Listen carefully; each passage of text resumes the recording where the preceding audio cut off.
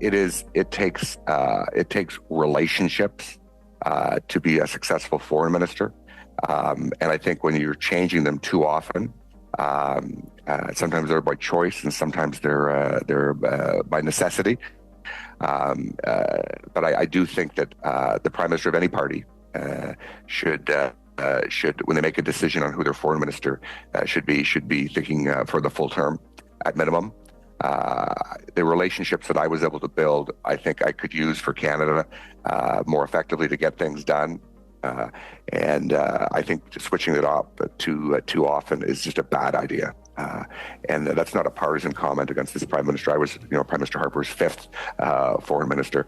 So I do think they should look at that position as ones that are more longer term. I think there is a great advantage to tenure. I think it can go on too long.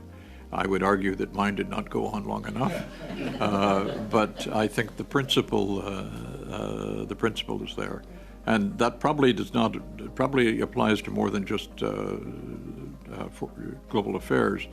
But I think that in global affairs, there is a trust that needs to be built. There is a knowledge that has to be built. You have lived in Botswana. I am from High River. There's a big difference. I had a lot to learn. And almost every minister who comes in had a lot to learn.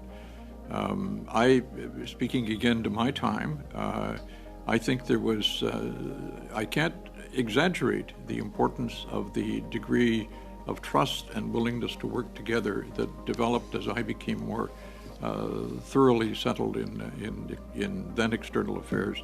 And while some of it had to do with me, most of it had to do with a sense of Canadian capacity that needed to be defined and applied.